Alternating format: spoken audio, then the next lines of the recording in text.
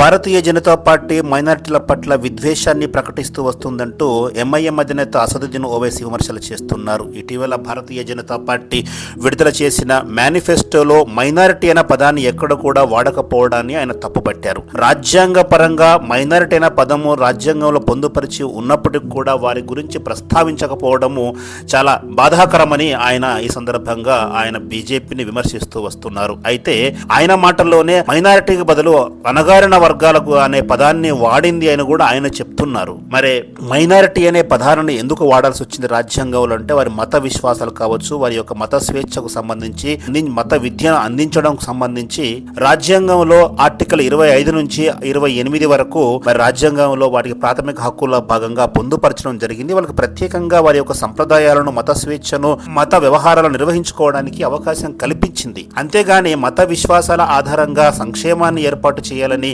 మత విశ్వాసాల ఆధారంగానే వారికి అభివృద్ధి జరగాలని చెప్పి ఎక్కడ కూడా రాజ్యాంగంలో పేర్కొనలేదు. అయితే ఎస్సీ ఎస్టీ బీసీల విషయానికి వచ్చినట్లయితే అది రాజ్యాంగ పరంగా వారికి రిజర్వేషన్లు వర్తిస్తున్నాయి కాబట్టి వారిని మాత్రమే మరి బీజేపీ తన మేనిఫెస్టోలో పేర్కోవడం జరిగింది. అంతేగాని మరి ఓసీల గురించి ఎక్కడ పేర్కొనలేదు. మరి ఓసీల్లోనే మరి ముస్లిమ్స్ వస్తారు కాబట్టి ఓసీలు అంటే ముస్లిమ్స్ ఒకరే కాదు కదా, మరి మిగతా వర్గాలు కూడా మరి రెడ్డి, బ్రాహ్మణ, వైశ్య లేదంటే క్షత్రియ ఇలాంటి వర్గాలు కూడా, ఉన్నత వర్గాలు కూడా ఉన్నాయి. మరి ఆ ఉన్నత వర్గాలతో పాటు ముస్లింలు కూడా మరి ఓసీ వర్గంలోనే వస్తాయి. అంటే ఓసీల గురించి చెప్పినంత మాత్రాన ఆ పార్టీ కానీ ఆ ప్రభుత్వం కానీ వారి పట్ల వివక్ష చూపుతోందని ఎలా అనగలము? ఉన్నత వర్గాలుగా ఉన్నాయి కాబట్టి సమాజంలో వారు ఫార్వర్డ్ క్యాస్ట్గా గుర్తింపు ఉంది కాబట్టి వారి గురించి స్వతహాగా మాట్లాడరు. అయినప్పటికీ కూడా మరి భారతీయ జనతా పార్టీ కేంద్రంలో ఎన్డీఏ ప్రభుత్వం మరి ఓసీల కోసం కూడా అంటే ఈబీసీ, ఓసీ వర్గాల్లో ఉన్న వెనుకబడిన తరగతులు ఎవరితో ఉన్నారో, ఆర్థికంగా బలహీన పడ్డ వర్గాలు ఎవరితో ఉన్నారో వారి కోసం ఈబీసీ రిజర్వేషన్ను 10% తీసుకువచ్చింది. ఆ ఈబీసీలో మరి ఈ ముస్లిమ్స్లకు కూడా అవకాశం ఉంది, రిజర్వేషన్ పొందే అవకాశం కూడా ఉంది. మరి గతంలో ఏ ప్రభుత్వం కూడా ఈబీసీ రిజర్వేషన్ తీసుకురాలేదు. మరి ఈబీసీ రిజర్వేషన్ తీసుకొచ్చి మరి ఉన్నత వర్గాల్లో ఉన్న ఆర్థికంగా వెనుకబడ్డ వారి కోసం కూడా రిజర్వేషన్ తీసుకొచ్చింది మరి బీజేపీయే. ఈ విషయాన్ని మాత్రం ఆయన గమనించడం లేదు. అయితే మైనారిటీల పట్ల విద్వేషం ఉందని ఎలా చెబుతారు?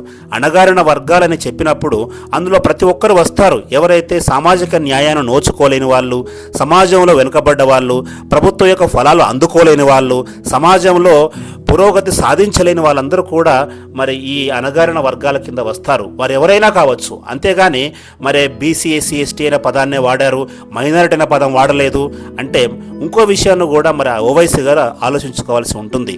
మరి మైనారిటీలు అంటే బీసీ, మైనారిటీలు అంటే ఇటు ముస్లింలు అటు క్రిస్టియన్లు కూడా వస్తారు. అదేవిధంగా జైనులు, బుద్ధిస్టులు కూడా వస్తారు. అయితే క్రిస్టియన్స్, ఇండియన్ క్రిస్టియన్స్ అందరూ కూడా బీసీసీ కింద మరి వాళ్ళు పరిగణించబడతారు. మరి బీసీలో క్రిస్టియన్స్ వచ్చినట్టే కదా. అదేవిధంగా బీసీలో ముస్లింలోని ఒక చేతివృత్తుల వర్గాల వారు కూడా బీసీ హోదాని వాళ్ళు పొంది ఉన్నారు. మరి వాళ్ళు కూడా ముస్లింలో ఒక వర్గము బీసీలుగా చలామణి అవుతున్నారు కాబట్టి మరి వారి గురించి కూడా ప్రస్తావించినట్లే కదా.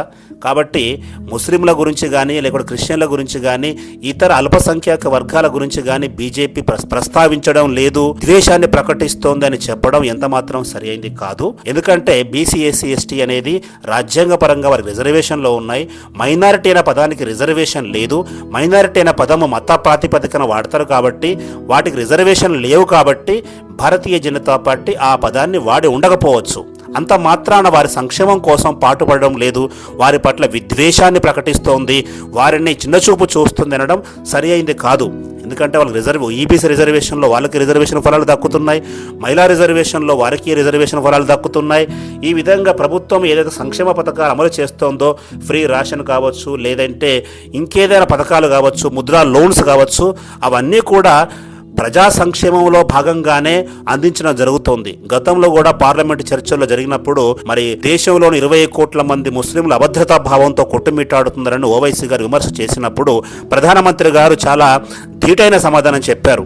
కొద్దిమంది కొన్ని వర్గాల కోసం మాత్రమే మాట్లాడుతుంటారు, తమను తాము సెక్యులరిస్టులుగా చెప్పుకుంటూ ఉంటారు. కానీ మా ప్రభుత్వం భారతీయ జనతా పార్టీ అందరి పక్షాన, దేశ ప్రజల పక్షాన మాట్లాడుతుంది, ప్రజల యొక్క అభివృద్ధి కోసం కృషి చేస్తోంది, ఎవరిని మేము విభజించము అని చెప్పి ఆయన ధీటుగా సమాధానం చెప్పడం జరిగింది. కాబట్టి మైనారిటీల పట్ల విద్వేషం అనేది ఒక అబద్ధపు మాట. ప్రభుత్వము ప్రజలందరికీ సమానమైన అభివృద్ధిని అందిస్తుంది. వారు ఏ మతమైనా కావచ్చు, వారు ఏ కులమైనా కావచ్చు, ప్రజలు అనే పదంలో అందరూ కూడా కలిసి వస్తారు. కాబట్టి దాన్ని ఒక విశాలమైన దృక్పథ కోణంలో ఆలోచించాలి తప్ప ప్రతి ఒక్కరిని కులాల ఆధారంగా, మతాల ఆధారంగా అభివృద్ధి చేస్తామని చెప్పడము మరి సమాజాన్ని విభజించినట్లే అవుతుంది మరి.